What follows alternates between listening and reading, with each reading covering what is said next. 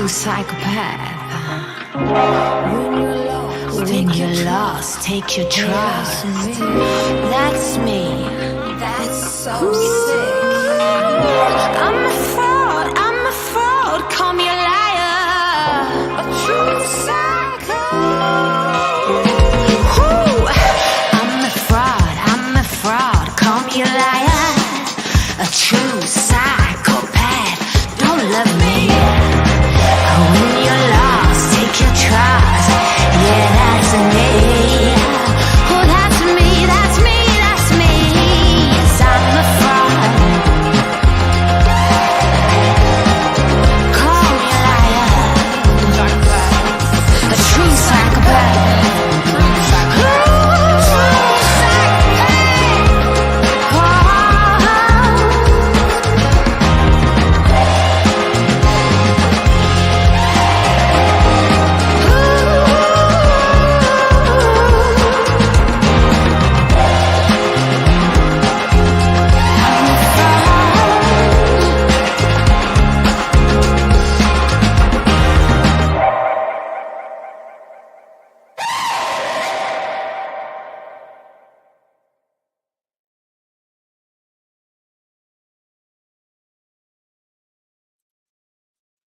Hello, man. It's been a long time, like since before the 4th of July, y'all.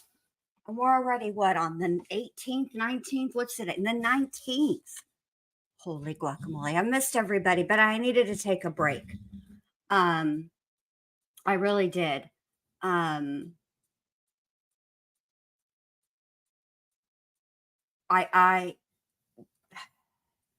Everything that happened with Letitia, not really Letitia, more like, Gannon, that whole situation, it really made me like take a step back, several steps back, and really think about how I cover true crime. And, also at the same time, I've been working on that West Memphis 3 documentary.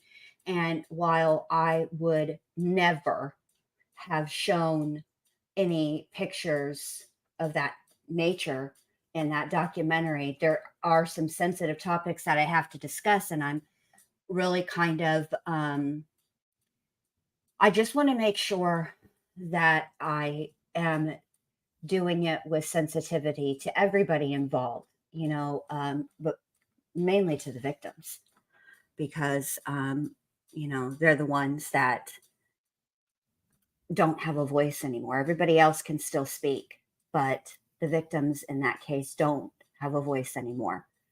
So anyway, I just needed to take a step back and take a break a little bit. And I paneled up with Allie and Crime Curious, and you guys, I always enjoy being over there.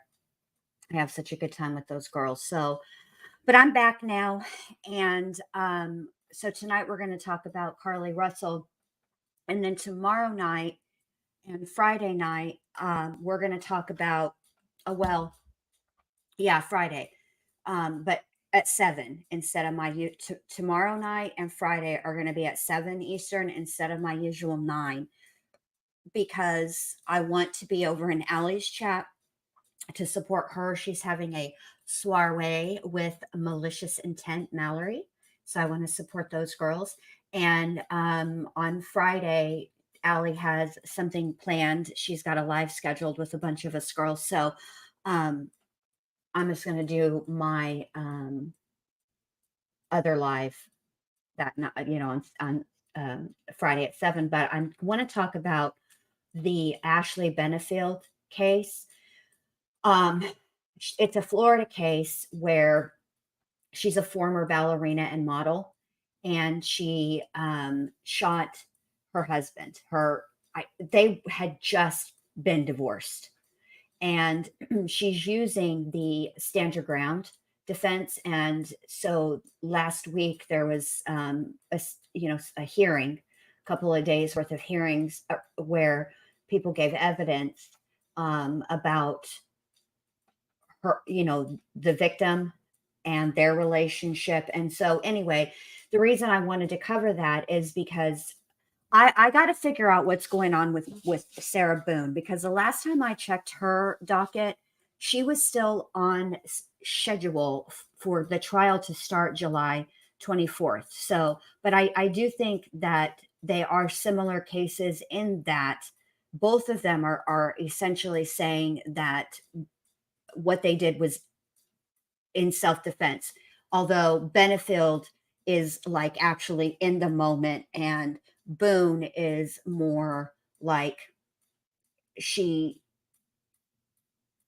is going to use the battered spouse defense. So I just think they have some interesting parallels. But let me say hi to everybody really quick before we get into it, really get into it. So, hey, Randy Ray. Hey, MJ. Hey, K Braze. Hello, Delaney, Nadine, my boo. Sam, Shani, ATS News. Good to see you guys. Team Psychward. Hello. Hey, Alex. Hey, Amelia Sparkles. Lucia, Shay Benet, Stephanie, Shelly. It's so good to see everybody. Deb and PA, Crime Sleuthin, Creme de la Crime. Hello. Crime Curious. Hi. Oh, shit, it's Sherry. Hello. Special K, Shay Benet, Jennifer Hiney-Hole. Hi, Kelly. I said Lucia. Let's see. Make sure I don't want to miss anybody. Carol freaking Claus. Hi, Pointer Lover. Hello. TT, the good Tiffany. Welcome in. Good to see everybody. I think I said Pointer Lover, but in case I didn't, hey, Pointer Lover. Shamida, Ava Hackshaw. Good to see everybody. You should have just gone to the game, Chris. You sure should have. What an asshole. Music City Mom. Hey, Chicken Lady. Cluck, cluck. Good to see everybody. All right. I think I got everybody. Hey, Ruby. If I didn't, hey, Melissa. I was not Modine. It was not intentional. Sometimes the chat skips as it just did just now. Hey, Richie. Hey, Tess. Tonka Girl. Ceci. Good to see everybody. Welcome in. So I am feeling recharged, rejuvenated, and ready to go. Now, I want to talk a little bit about this situation with Carlee Russell. Now, I kept on top of this case from the beginning. I watched it, but I really refrained from commenting or covering it because right from the off, there were things about the case that did not make sense to me. However, as is frequently the case, as time goes by, more details come out, then your opinion changes. You learn new information and all the things. Sometimes your opinion doesn't change, but you learn more details. And so from the beginning, for me personally, one of the things that did not make sense to me was the toddler. Because what I couldn't figure out mainly was how nobody else saw toddler. Like you would think if she saw a toddler on the side of the road, then the cars at least behind her, you would think might see him. Maybe not in front of her because this depends on her, but at least one other person, right? And so from that, that didn't sit well with me. But I didn't want to comment on it because, like I said, that was just one. That's all that that's all that I knew, and I didn't want to make a judgment, too hastily, right? And so I've been watching, and yeah, I've seen the stuff that's, flying around on Facebook and social media and stuff. And I was like, well, I kind of feel like whenever a crime like this or a situation like this occurs, right? Any crime really, but people do come out of the woodwork about they know this person and here's how they know them and this, that, and the third, right? Except for Chris Watts. Chris Watts is the only person that I can think of off of the top of my head that never had people coming out of the woodwork to claim him when he was like younger or grew up with them or anything like that, went to school with them. It's the only that to me was so strange about that case is that, I mean, we had like Trent Bolte, who, said he hooked up with Watts at the Chick-fil-A, but that was it. Nothing like from when they were younger or anything, like when he was a kid or, grew up with them or anything. So I always thought that was weird. So, oh,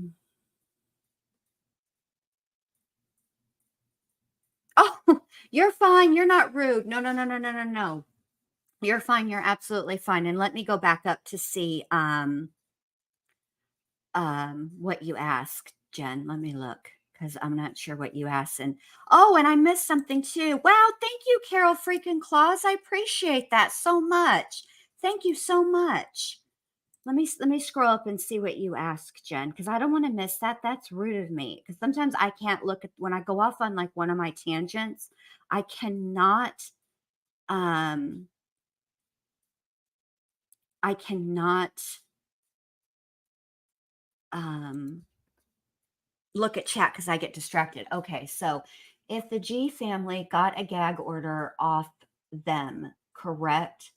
So they can leak stuff. And with everything leaking out, do you think it's the ones who came out with all the facts in the beginning?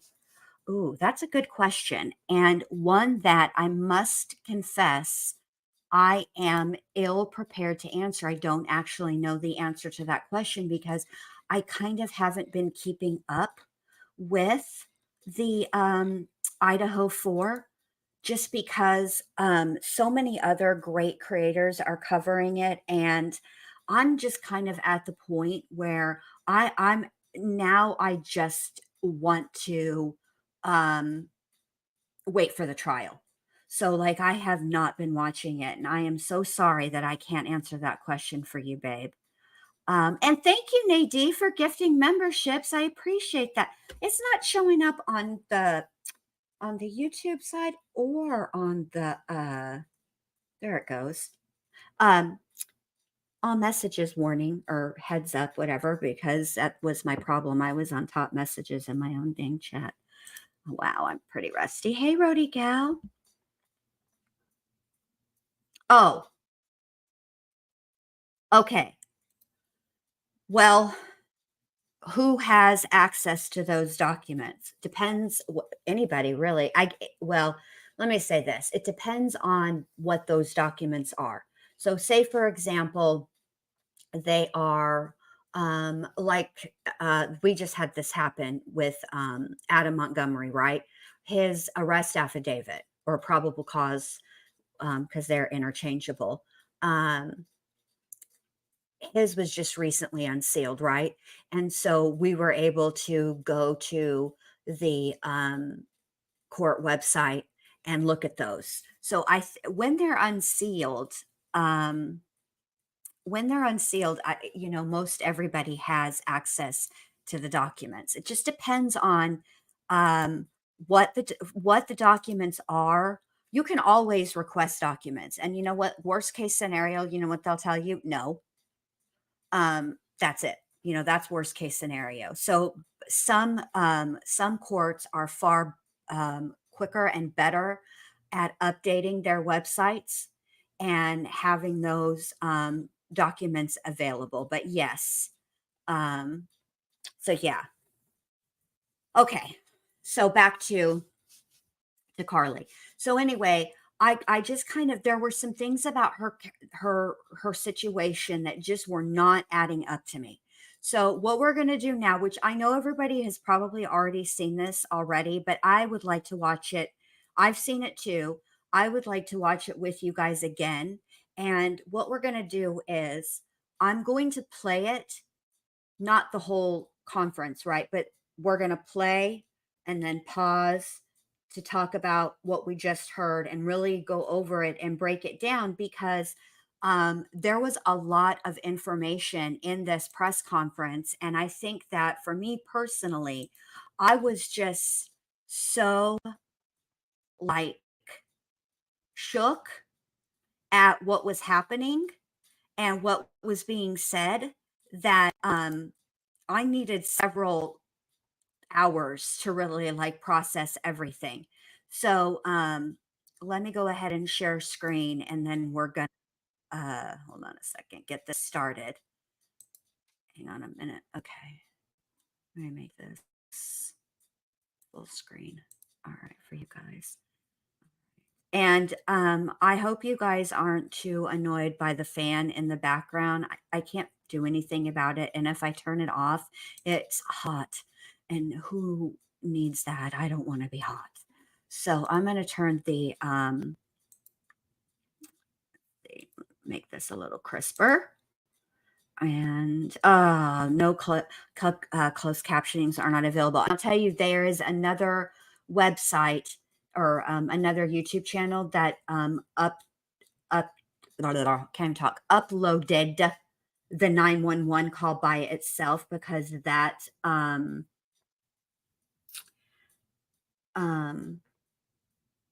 audio was kind of hard because they were playing it away from the mic.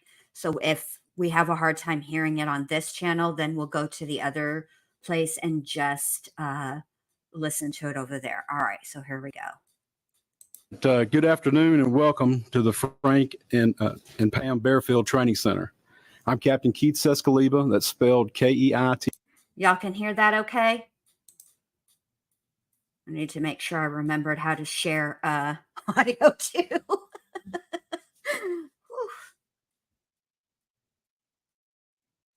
All right, here we go. THCZESKLEBA with the Hoover Police Department. Joining me at the podium today will be Hoover Mayor Frank Brocato, spelled B-R-O-C-A-T-O, and Hoover Police Chief Nick Durzis, spelled D-E-R-Z-I-S. You may also hear from Lieutenant Daniel Lowe, spelled L-O-W-E, of the Hoover Police Investigations Division. Mayor Brocato will make a brief opening statement, and then Chief Durzis will read a prepared statement.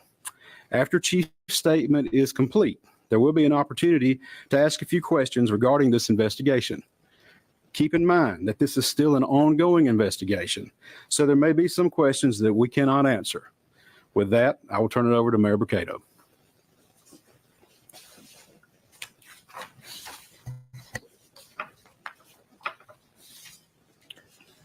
Thank you and good afternoon for you all coming today. You know, 6 days ago, our community learned about the disappearance of Carlee Russell, and it sent fear and pandemonium not just through our city, but the entire state and the nation as well.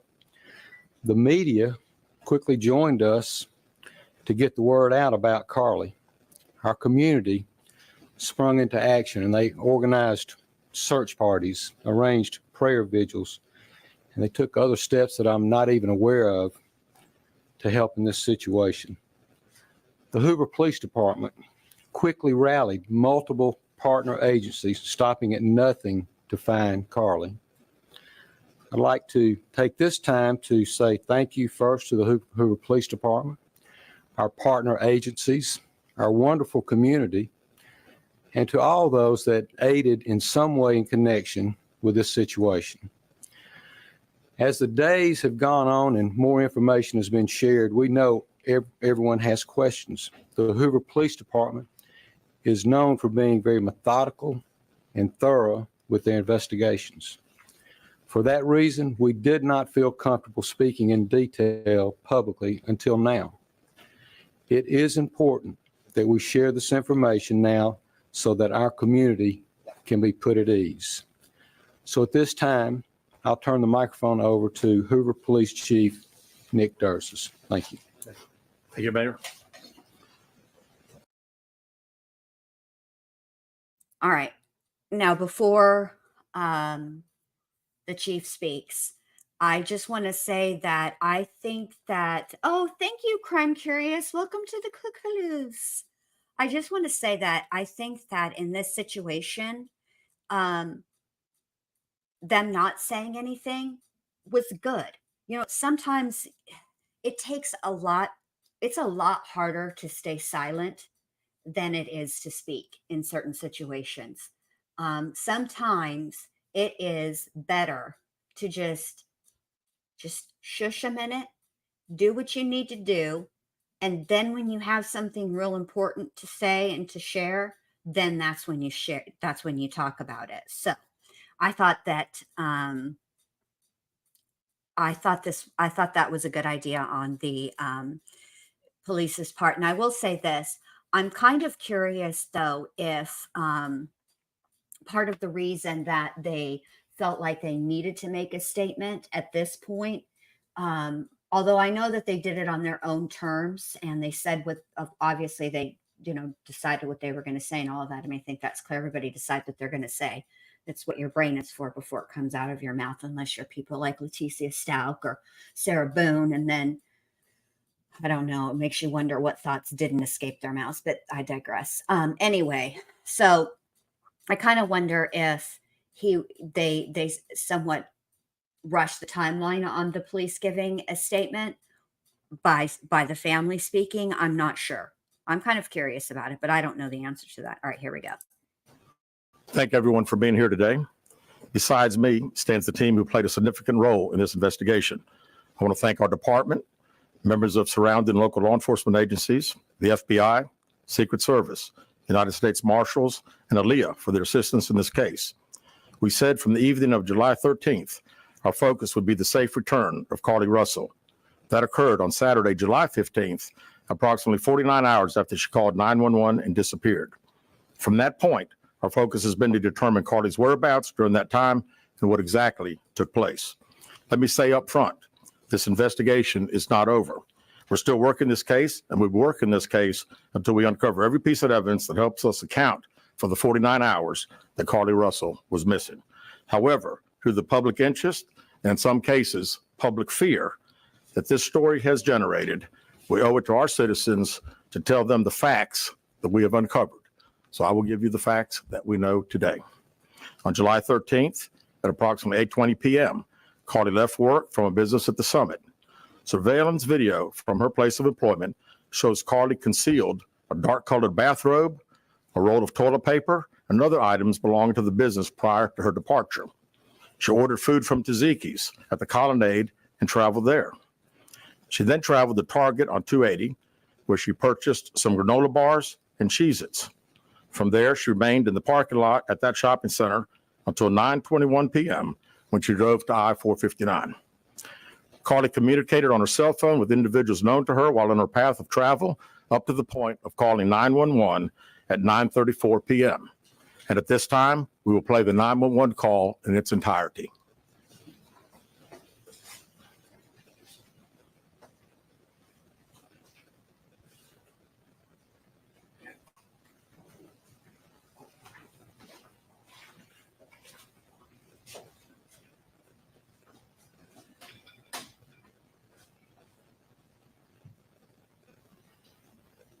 Hi, I am on Interstate 459, and there's just a kid just walking by themselves. Oh, hold on. Where on 459 are you?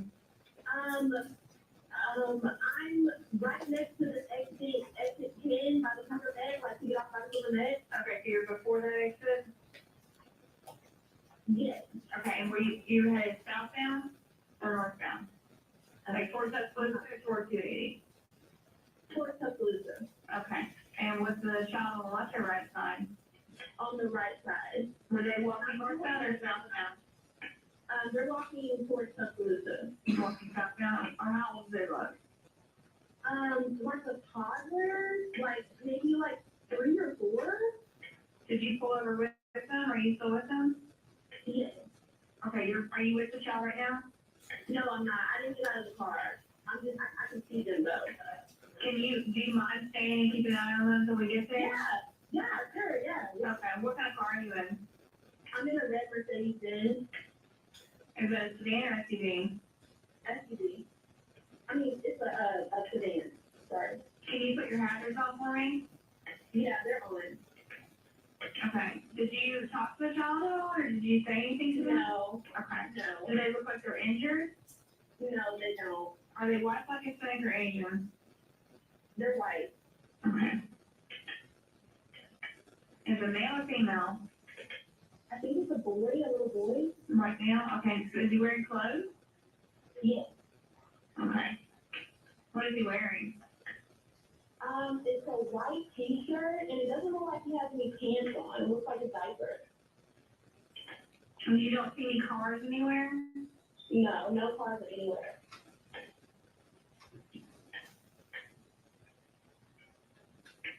Okay. All right. What's your name? My name is Carlee Russell. And you don't see any injuries on the child from where you're at, correct? No. But I can't really see they're not good. Okay. Try to keep an eye on them for the best you can, because I don't want want you to lose track of them. All right, and do they have shoes on? No. She not that I can see. I can't really see that. Look. Okay. All right. I've got them on the way. Okay. Just try to keep an eye on them, but the officers are on the way. Okay. Okay. Thanks. Thank you. Okay. Bye. Carlee called a relative after speaking with the 911 operator. She went missing during that conversation sometime after 9:36 p.m.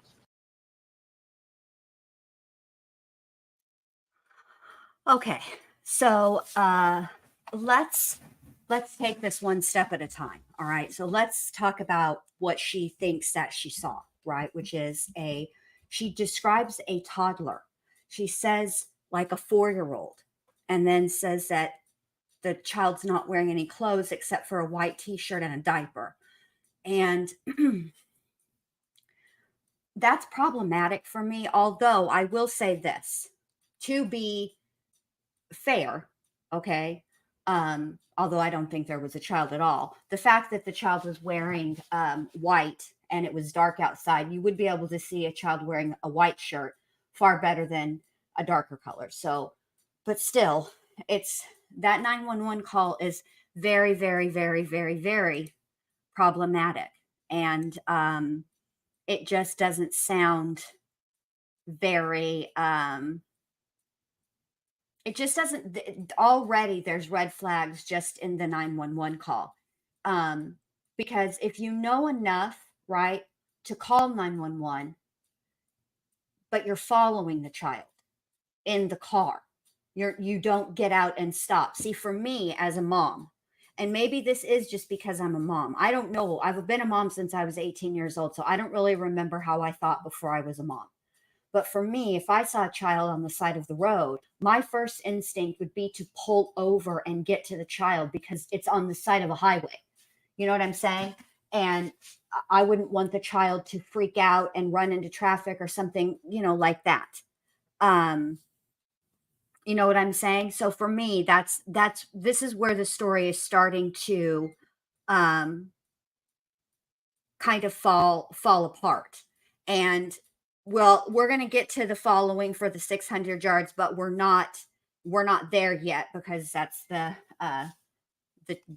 we're just going to take this and break it down bit by bit, because otherwise it's so much, you know what I mean? But for me, hearing the 911 call, and see, this is why I waited, because I wanted to hear something official. It's not that I don't believe that the people who made the posts and had the things to say that they said on Facebook and other various social media are not telling the truth from their perspective. I don't know any of that, right? But police are far easier to vet than somebody on Facebook. So that's why I wanted to wait until I heard something official. And yes, Meg, you're correct as well. Her voice doesn't sound panicked. And for me, I would be panicked if there was a toddler, a child of any age, honestly, on the side of the road, not like a teenager. If I saw a teenager walking on the side of the road, fully dressed, I probably wouldn't think too much of it other than, gosh, I hope they don't have far to go. Right. But a kid is something very different, especially a toddler. So, right. Right. Team Psych Ward, like the baby's just out for a stroll, just chilling, and just whatever. I don't know. I just think I don't know why she wouldn't pull over. That's what my problem was from this. It just all sounds not right. So we're going to keep going, and let's hear what the chief has to say here. Okay, here we go. Traffic camera footage was obtained which depicted this portion of the incident, and that footage was analyzed as part of the investigation in conjunction with the 911 call and cell phone data to accurately determine the time frame. Carlee's 911 call remains the only report of a child on the interstate, despite numerous vehicles passing through the area at that time. No one has called to report that a child is missing, and the Hoover Police Department did not locate any evidence of a small child. walking down the interstate. Data from Carlee's phone, including her Life 360 app, shows that she traveled approximately 600 yards in her vehicle while she was on the phone with 911, stating that she was following a child. 600 yards. That is 6 football fields straight, 600 yards. The Hoover 911 Center received a second call from Carlee's mother, stating that a relative was on the phone with her when they heard Carlee scream, and then they had an open phone line. Hoover police officers arrived on the scene within 5 minutes of being dispatched, and several other officers arrived shortly. They located Carlee's wig and cell phone in the grass near the vehicle.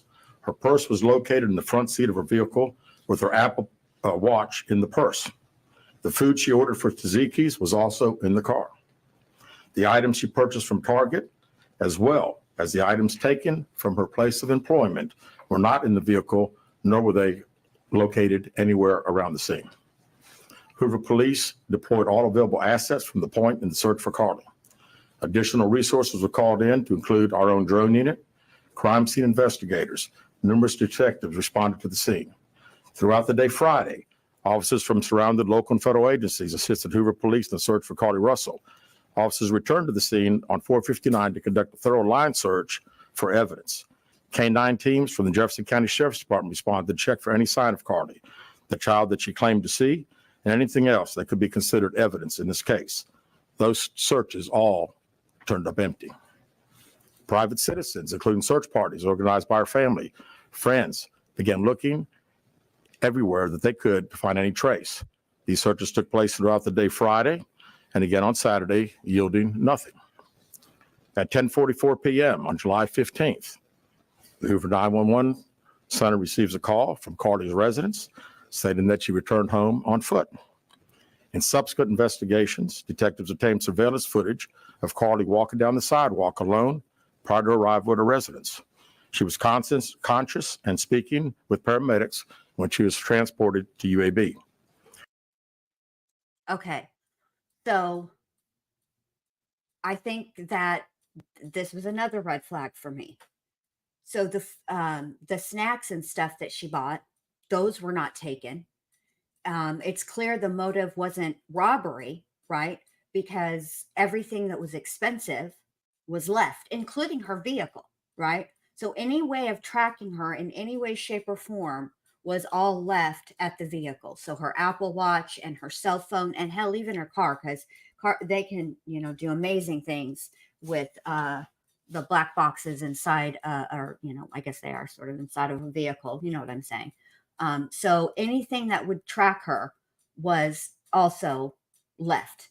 And again, nothing was missing other than her.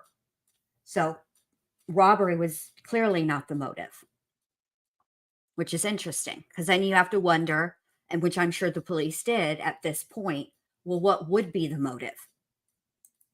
Detectives were able to obtain a brief statement from her prior to being treated and released. During the statement, she told detectives that while traveling down the interstate, she saw a baby walking down the side of the road and called 911. She stated when she got out of her vehicle to check on the child, a man came out of the trees and mumbled that he was checking on the baby. She claimed that the man then picked her up and she screamed. She stated he then made her go over a fence. She claims he then forced her into a car, and the next thing she remembers is being in the trailer of an 18-wheeler. So basically what happened is some guy comes out of the woods to check on a baby and snatches her up.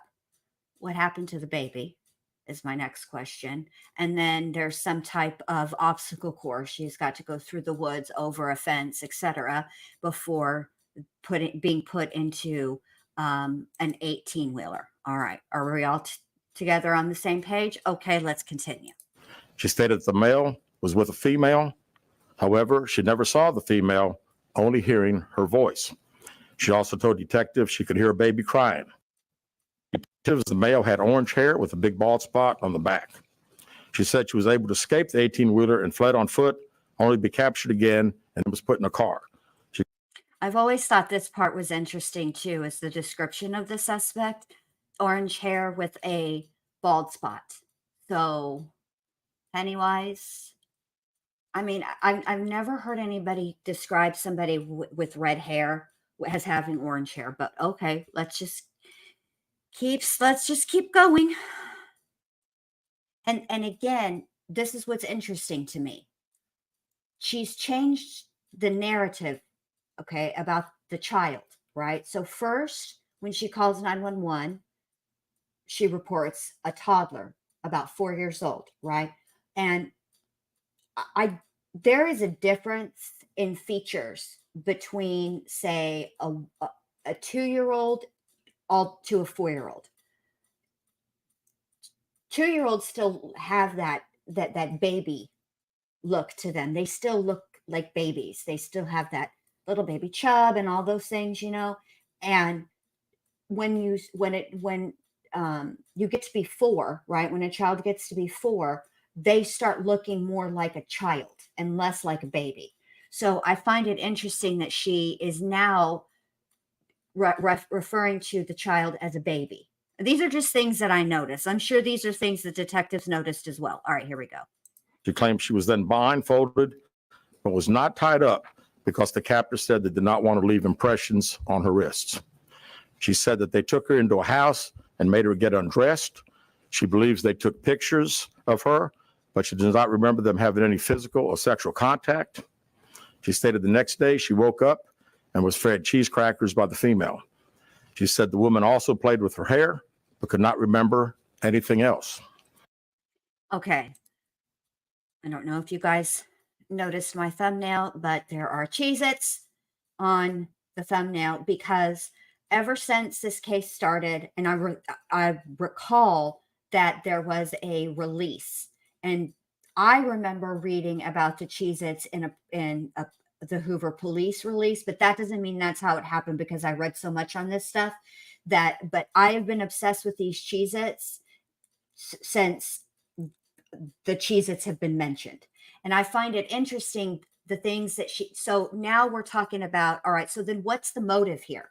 Because they took pictures of her, but nothing happened to her in that way. And, I have to be careful because obviously YouTube, and it's sensitive, and I'm trying to ascertain if she's telling the truth, right? Because obviously at this point, chances are like slim to none that any of this actually happened, but I'm trying to play it out in the way that the cops would have been playing it out, right? Because that's what they would be thinking about. These would be the things that, they would be mulling over. And the fact of the matter is, then what's the motive? They didn't want to leave impressions on her. I just feel like if she's intimating or implying that maybe the motive was trafficking, I do not think that the type of people that purchase other people really are that picky about no marks being left, because hell, they're trying to purchase humans for Pete's sake. You know what I mean? So, whatever. Okay, here we go. At some point, she was put back in a vehicle she claims was able to escape while it was in the West Hoover area. She told detectives she ran through lots of woods until she came out near her residence. During this interview, detectives noted that Carlee had a small injury to her lip, and she claimed that her head was hurting. She also had a tear in her shirt. Oh, before I forget, I want to wish Aries Pyork a happy early birthday, and also this. Give me just a second, because I forgot to do this earlier. So this is just a little break while we collect our thoughts and get our eyes to roll back towards the front of our head, because this story is not adding up at all in any way, shape, or form. And Kai, when you're on Jen Lou's channel, what do you do with the like button? Smash, smash, smash! Yeah. All right, everybody's eyes back where they belong, back to the front of your head, back where you can't see your cat's brain. All right, let's keep going. Detectives also noted that she had $107 cash in her right sock. Okay, so she was undressed, but apparently they're not feet people and they left her socks on. Got it. Out of respect for Carlee and her family, detectives did not press for additional information in this interview and made plans to speak with her in detail after giving her time to rest. Detectives continue analyzing data from Carlee's cell phone that was left behind at the scene. We enlisted the help of the United States Secret Service in conducting this analysis. Part of what data includes several internet searches in the days leading up to their disappearance that I think are very relevant to this case. All right, before he gets into the internet searches, Nonstop Mom, I'm with you. I like my socks on. However, I have to be honest. Since moving to Florida, it's too dadgum hot for socks, which is why y'all will hear me frequently talk about I got to do my toes because, I can't be looking like I snatch my meals from large bodies of water. I got to take care of my toes, got to take care of my feet. But I do, if it's cold, I prefer my socks on as well. But also what I want to say too, before I forget, because this is important, okay? This case captured the nation. Let's be honest, it did. And personally for me, I was so pleased to see that a woman of color was getting the same type of media coverage as a woman that's not of color. And I say that as a Mexican because I remember the Juarez murders and how many women went missing, and then women that turned up unalived that were never reported missing. And it always makes me sad that there's the way the focus goes, you know what I mean? And one thing that I will say is that at the end of the day, while it is unfortunate that Carlee, it appears, has been less than honest about what happened that day and what the deal was. Fortunately, she wasn't actually hurt. Nobody did kidnap her. And whatever is going on, I hope that she can heal from this. And I also want to say this. I did watch the interview with her parents. And I have to tell you guys, I do not think that, Nonstop Mom, I do not think that her parents were in any way, shape, or form, even now. I think they believe her. And that's how they came off to me. It's very difficult for us as human beings to know for sure what another human being is thinking, but their behavior, the words that they use, they just seemed to me as very genuine. And I feel like, I think they believe their daughter. That's how, and I don't want them, I know how the internet works. And let's be honest, we all know how the internet works. And in situations like this, the internet is ruthless and remains undefeated. And there will be memes. I just hope that people don't go too hard and don't go at her parents, because I don't think they're to blame. I really don't. I also like this officer. I really do. All right, well, let's keep going. I don't want to keep stopping. On July 11th at 7:30 a.m., the term, "You have to pay for an Amber Alert," was searched. On July 13th at 1:03 a.m., the day of her disappearance, the term, "How to take money from a register without being caught," was searched. On July 13th at 2:13 a.m., the day of her disappearance, the term Birmingham Bus Station was searched. On July 13th, 2:35 a.m., a search for a one-way bus ticket from Birmingham to Nashville was conducted with a departure date of July 13th. On July 13th at 12:10 p.m., a search for the movie Taken, a film about abduction, was conducted. There were 2 searches related to Amber Alerts on a computer at Carlee's place of employment, including one regarding the maximum age of an Amber Alert. There were other searches on Carlee's phone that appeared to shed some light on her mindset, but out of respect for her privacy, we will not be releasing the content of those searches at this time. Now, I have to applaud this officer right now, and I'll tell you why. Because from the officer's perspective, right, they put in a lot of man hours, a lot of time, a lot of energy, a lot of resources, right?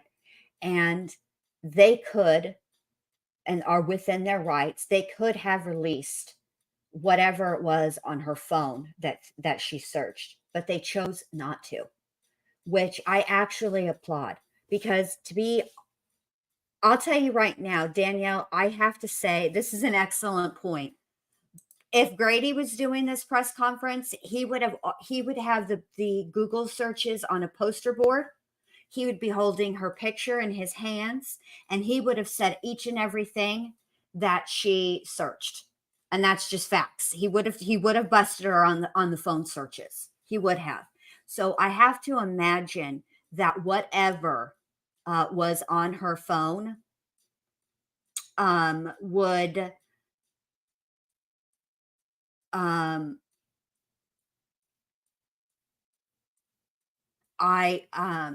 sorry, I got stuck. I want to answer this real quick. Let me start so I don't get distracted. But I I think that using discretion at this moment in time, he didn't say ever, just for right now, is probably best. And keyboard, I get it. I understand okay.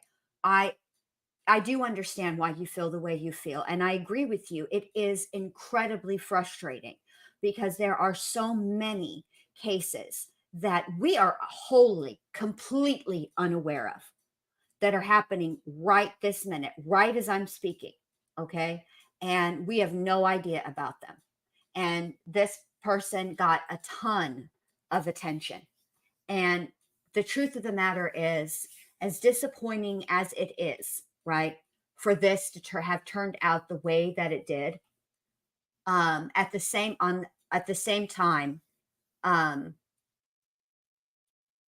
going forward, for me personally, what I will do is I will continue to talk about missing people until there's a reason for me not to talk about the person. Do you know what I'm saying? Until the situation is resolved one way or another, then I'm just going to continue to share their stories because I feel like that's all that I can do. And yeah, but I get it. No, I totally understand why you feel the way that you do. And I understand the frustration because I'm frustrated as well. And I would say this as well. If she followed true crime or this channel or any of my friends' channels, then she would know that Google is forever. Google will snitch you out quicker than your younger sibling.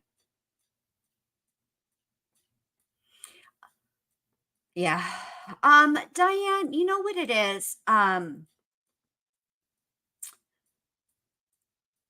don't know how they're feeling today, right this minute. I just know how they were feeling. They may have heard this like we're hearing it. And I don't know what they're thinking and feeling at this point after this press conference, because what they had to say on the Today Show was prior to, and I don't know how they're feeling. And I haven't heard anything like that they've made a statement or anything. I think that they're, you know, oh, Chicken Lady, I'm pretty sure I'm on several watch lists and other lists, because first you have my Google searches that are all around true crime, and then I made the second channel, which, by the way, just as a side note, be on the lookout, because I'm going to put up some new content over there.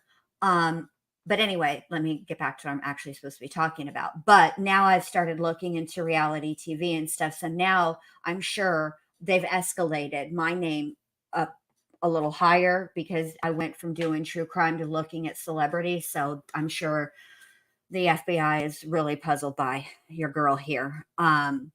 But I can explain it all, FBI. I have a very good reason. All right, here we go. Let's keep going. Oh, crap.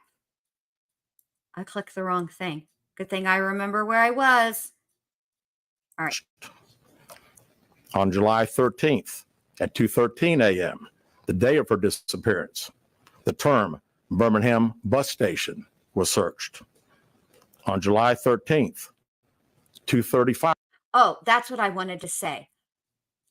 Her searches are interesting because it doesn't sound like, yeah, she did some searches about Taken, right? Which that's not just a movie about an abduction, it's about a ransom. So that's kind of it's the same, but whatever. But then she also searched.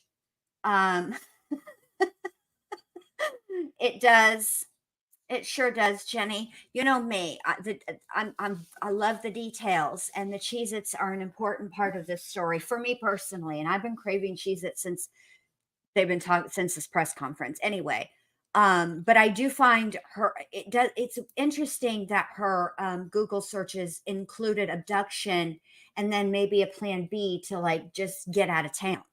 Right. I thought that was interesting when they first brought it up. All right, here we go. Oh, wait, I went too far. My bad. This particular case. Thank you very much. Let me go back a little bit. There are many questions left to be answered. Some about abduction was conducted.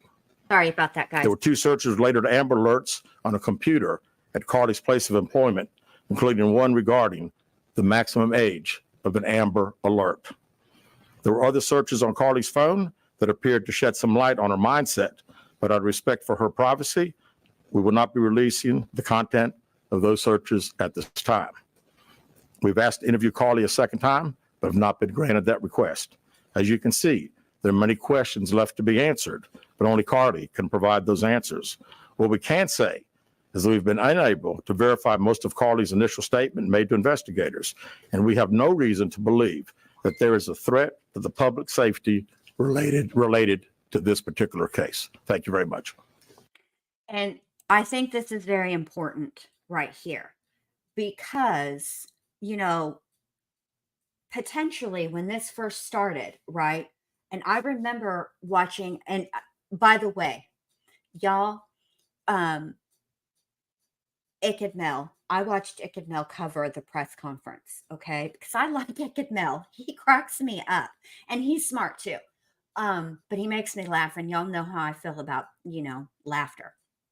And I was watching him, and he hollered out the Cheez-Its, and he just makes me laugh. But you guys just got to go back and watch his stream, because he did such a good job of the balance of talking about what was going on, right? And then keeping it a little light, because we've all been like waiting for this press conference. We wanted to know what happened, but I think it's important that last sentence that he said before he basically said, I'm done saying what I got to say and I'm ready for questions, right? Which is that there's no public threat, because in the beginning, people were talking about a toddler potentially being used as a lure, right? And that there was something similar to that scenario that had happened before. And I don't know if that is true or not. So, but that's what that was part of the rumor mill. But even if you discount,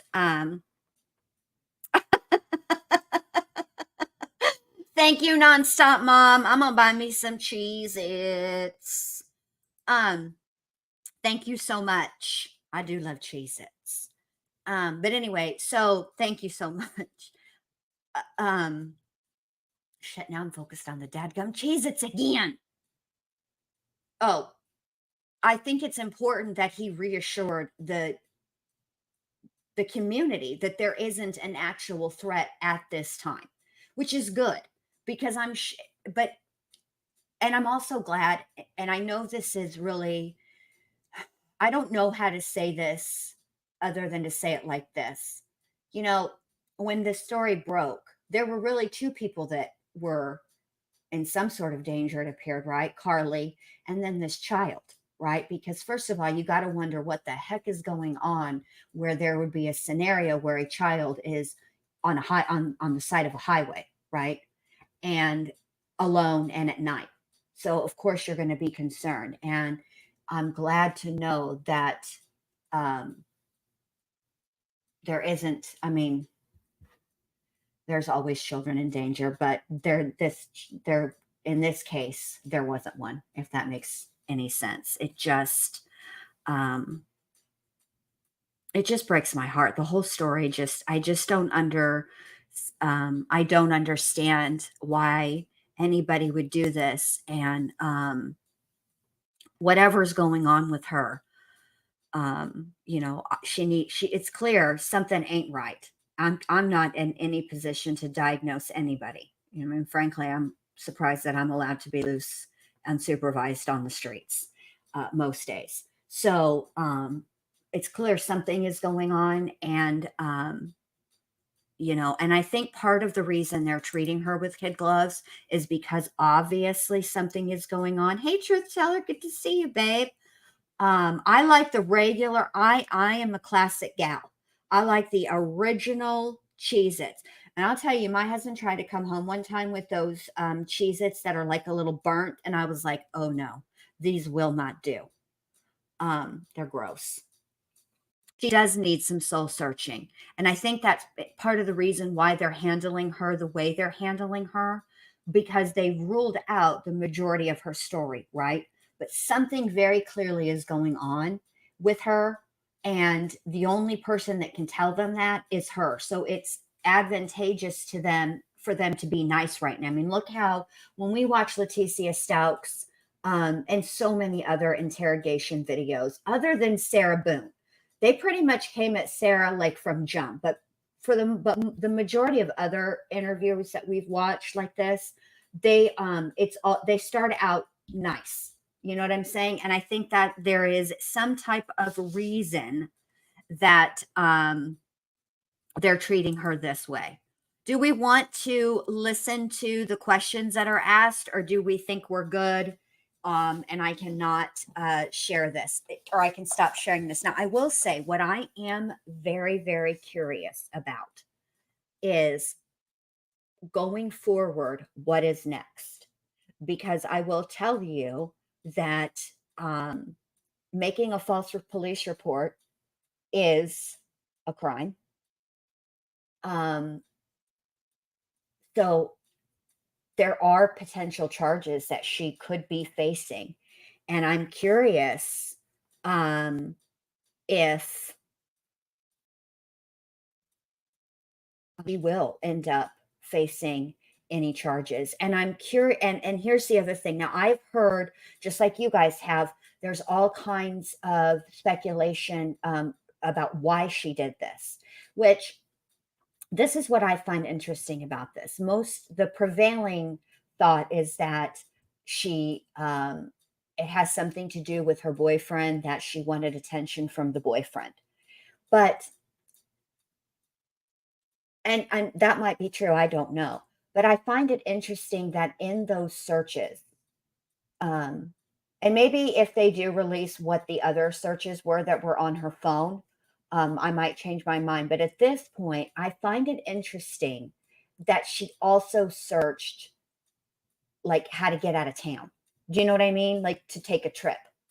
If you wanted attention from your boyfriend and you were thinking about staging an abduction, right? Why would you search? I guess maybe if you have, maybe she was thinking about some place to go. But at the end of the day, I think after 9/11, I think almost everybody knows and is aware of all of the security that are in places where people travel, the airports, bus stations like Greyhound, train stations. All of those things have heightened security, including camera footage everywhere. So I don't know. It was an odd thing that she, yes, Pointer Lover, they do. And I will say, the the mother whose daughter is missing, also who helped in this search, it breaks my heart that she helped and it turned out this way, because she's would give anything for her daughter's story to get this coverage. And I'm going to look into her case and do a video or something. I'd rather do a video, because I feel like a video can be shared so much easier than a live can.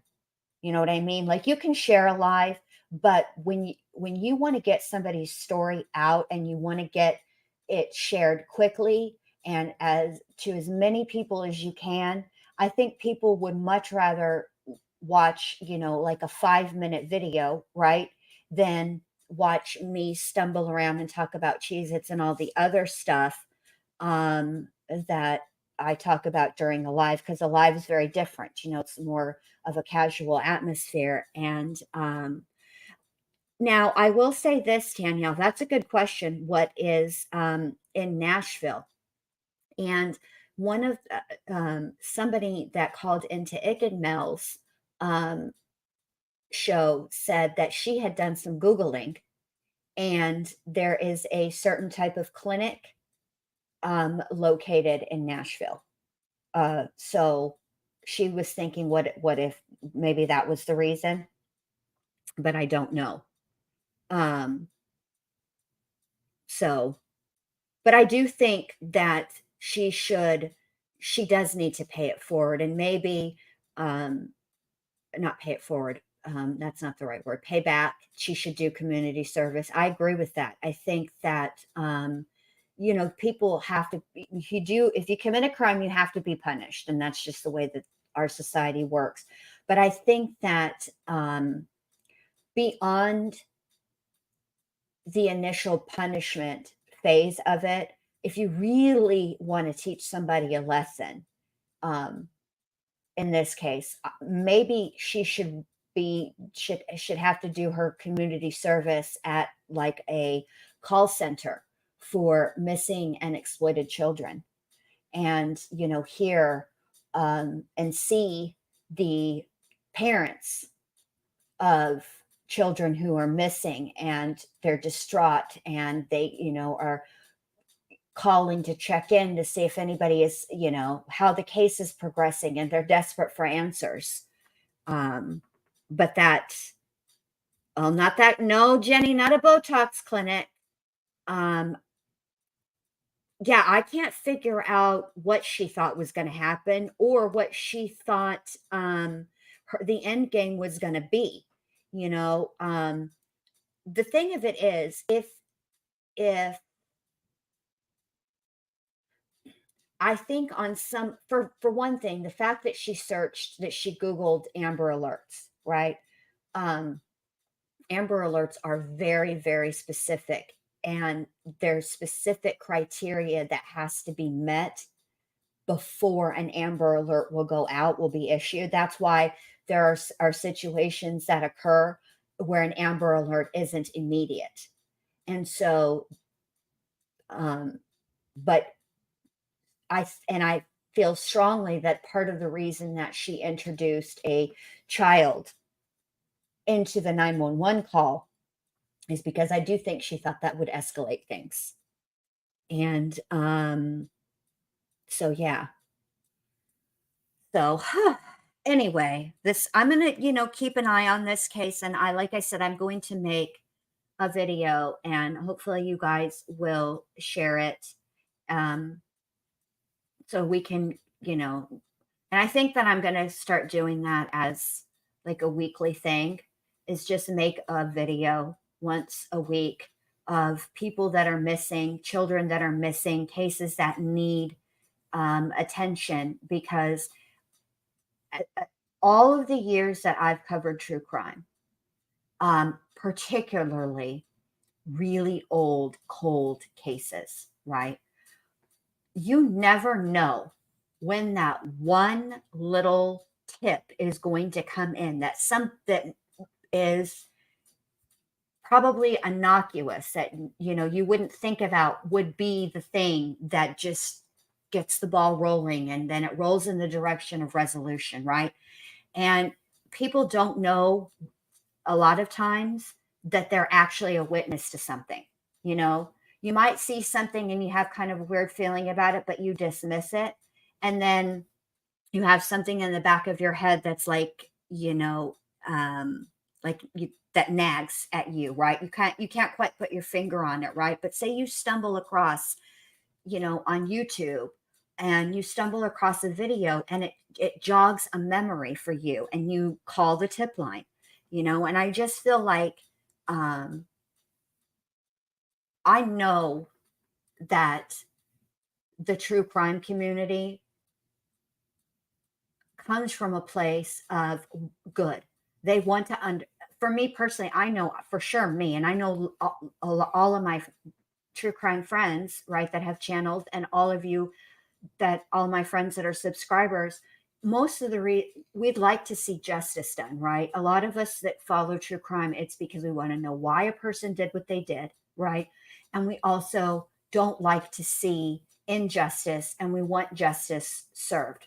And I do think that this is something that people could get behind, because what's the harm in sharing a video? Do you know what I mean? And I do think that true crime creators, myself included, need to do something more than what, for me personally, I'm not even going to say true crime content creators. I'm going to say for myself, I feel that I need to give back more than what I have given the last couple of years that I've had this channel. I think I'm going on 2. I know I started May 5th, but I feel like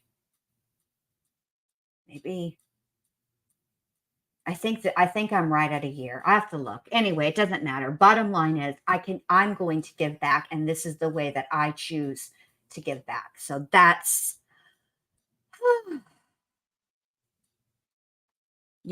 so we can share these out amongst each other, That's all it takes. Thank you, Crazy Mama. I'd like to just, make a video once a week. So you guys be looking out for that. And all I ask is that you watch it. I'll make it quick, with the most, with just the facts, all the information, very succinct descriptions, etc. And also numbers for tip lines, etc. And if you guys would just share it, I would appreciate it, because you never know who's going to watch it ever. And maybe that could just be the spark that we need to get a case resolved. All right. So I think that's all I really have for you guys tonight. Tomorrow, like I said, I will be live with the Ashley Benefield case. So what I think I'm going to do is I'm going to give you guys I'm going to present her case. Okay.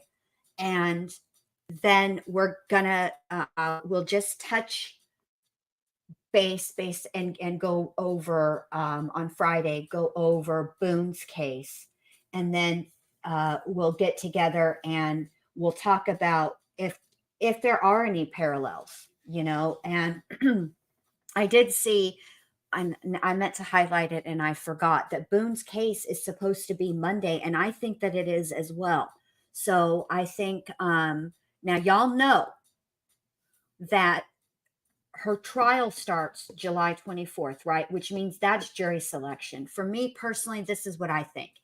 I think that the opening statements will probably be July 25th. Okay. But I'm going to cover that trial. Okay. And let me tell you how it's going to work with Boone. I will stream live the trial every single day except for the day that the medical examiner testifies. What I will do on the day that the medical examiner testifies is I will stream that evening and I will give you a recap. Of course, I'm going to play the testimony, but I'm going to try to do it in a way that is responsible and respectful to George because he is the victim. And you know that when trials are live, situations happen. We saw it with Chandler Halderson. The camera didn't pan quickly enough, and we saw Mr. Halderson's torso, right? And I don't want to do that to you guys. And I want to try to be the change that I'd like to see. So that's how I'm going to do it. I'm not ever going to stream medical examiner testimony live. It'll always be at night. All right. So, oh yes, business. And that's another thing. Okay. So Saturday, we've got to talk about Taylor business because they did another competency exam and a forensic psychologist testified, and her testimony was fascinating. And so that is, I definitely want to go over that too. So I have enjoyed my break, but I'm back and ready for action. Okay. That didn't sound quite right. But you know what I mean. Anyway, I will see you guys later. Thank you all for being here. I appreciate you guys so much. And I will see you guys tomorrow night. Yes? All right. Ooh, Jason Aldean, have so much fun, Corky. Come back and report. He's a cutie. All right, y'all. Isn't he the one that sings Big Green Tractor? I like that song, but I can't remember who sings it. I think that's him. But anyway, all right, you guys, good night. Have a great rest of your night, and I will see y'all tomorrow. All right, bye.